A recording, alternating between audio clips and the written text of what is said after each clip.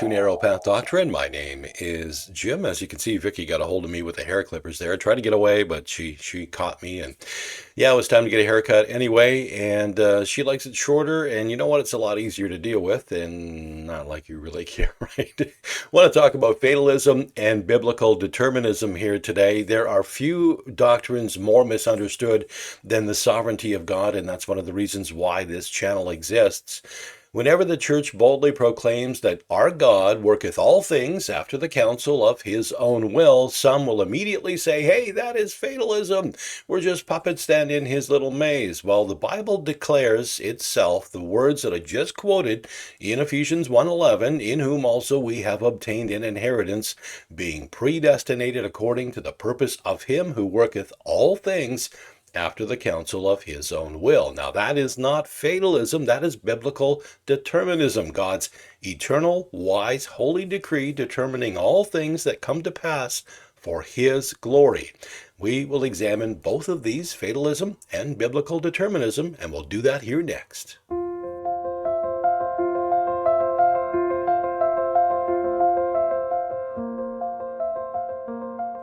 Fatalism teaches that everything happens by blind forces, impersonal, cold inevitabilities. In fatalism, no God of wisdom speaks, no God of love ordains, and no God of holiness rules. Fate is simply an impersonal reality that grinds forward without purpose, without righteousness, without covenant, and without mercy. In fatalism, nothing has moral meaning, nothing has divine intention, nothing has a holy purpose behind it. Man becomes a helpless pawn trapped in a meaningless universe.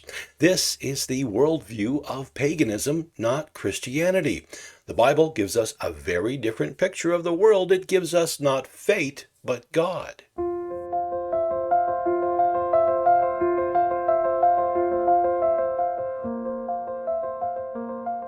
Biblical determinism is the truth that the loving God decrees all things that come to pass, not by cold inevitability, but by perfect wisdom, holiness, goodness, justice, and love.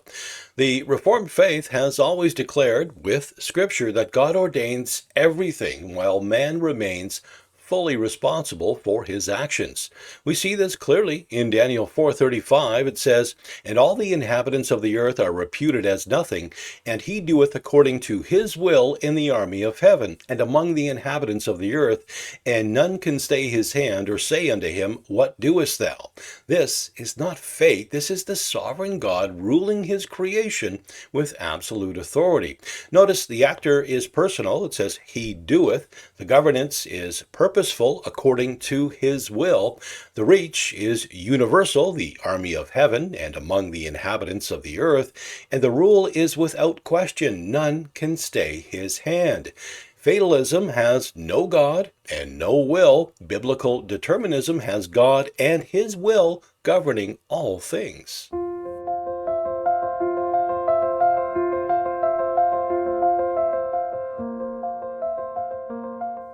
Fatalism says things happen because, well, they must. Scripture says things happen because God has planned them. Isaiah 46:9-10 says, "Remember the former things of old, for I am God and there is none else. I am God and there is none like me, declaring the end from the beginning, and from ancient times the things that are not yet done, saying, My counsel shall stand, and I will do all my pleasure."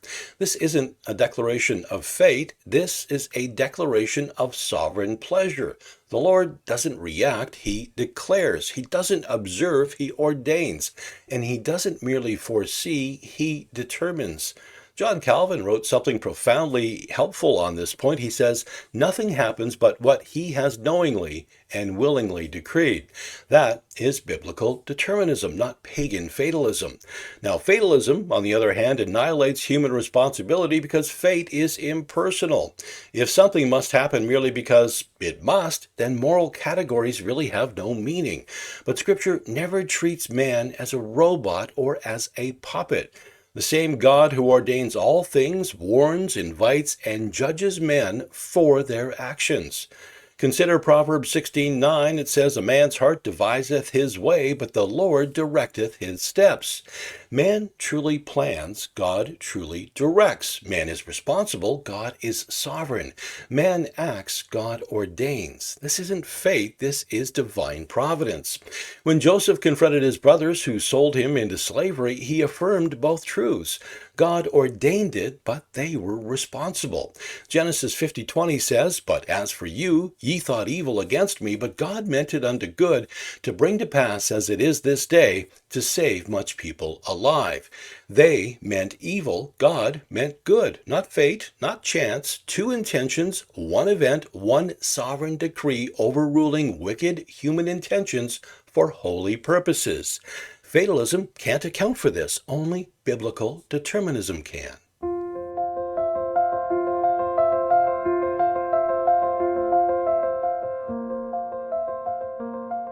Fatalism says nothing matters. The gospel says everything has a purpose.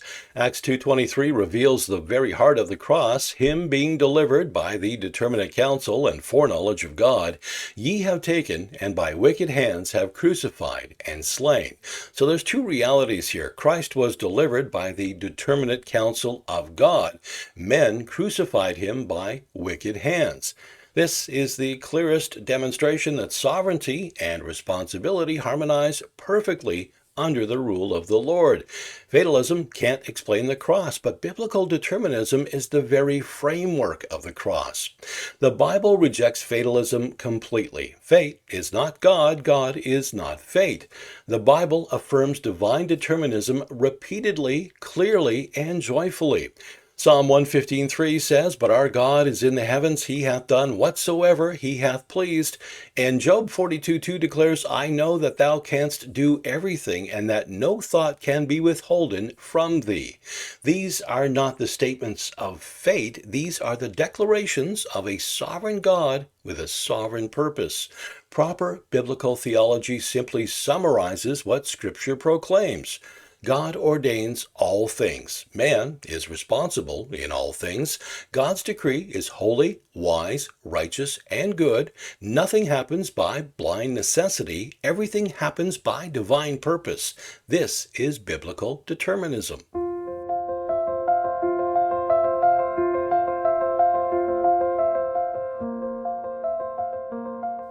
Now, there's a difference we should note between philosophical determinism and biblical determinism, a big difference. Philosophical determinism begins with abstract systems and then attempts to force God into those systems. It defines determinism as a closed chain of cause and effect governed by necessity rather than will, where every event is mechanically produced by prior conditions.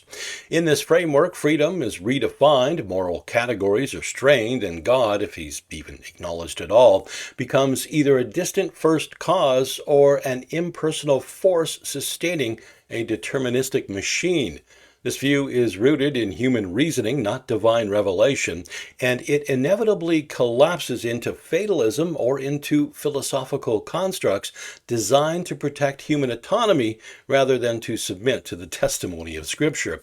Biblical determinism, by contrast, doesn't arise from philosophy but from revelation. It doesn't describe a mechanical universe but a governed one. God is not bound by causal chains, he ordains them. His decree is not necessity, but purpose. Scripture never presents God as a passive observer of inevitable events, but as the personal, sovereign Lord who actively works all things according to his own counsel. Biblical determinism affirms that God's eternal decree establishes every event while preserving genuine human responsibility, not by philosophical explanation, but by divine authority. The difference then is this: philosophical determinism explains reality without Scripture, while biblical determinism declares reality because God has spoken.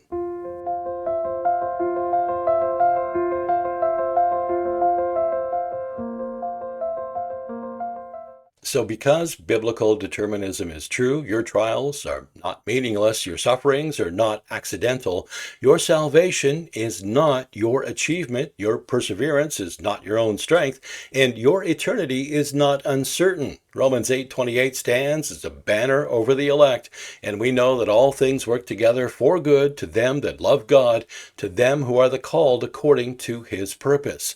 Only a sovereign God, never fate, can make this sort of promise. So, in conclusion here, fatalism is blind, cold, meaningless necessity. Biblical determinism is the wise, holy, loving decree of the sovereign Lord. Fatalism crushes hope. Determinism creates hope. Fatalism denies responsibility. Determinism upholds responsibility. Fatalism erases purpose. Determinism guarantees purpose. The God of Scripture doesn't react, he reigns. He doesn't guess, he governs. He doesn't wish, he wills. And his will is always, always perfect. All right, thank you so much for joining me here today. Be sure to give the video a thumbs up and share it with others. And if you have not subscribed to the channel as of yet, please do so. And click the notification bell to get updates when new videos come out here on the channel. So until next time, remember, true doctrine matters. God bless. My Lord and my God, he set me free. He leads and protects with a staff and rod. Forever with him will I be. You anoint my head with oil, my cup runs over. You provide. Through this world each day I toil. Always with you I will strive.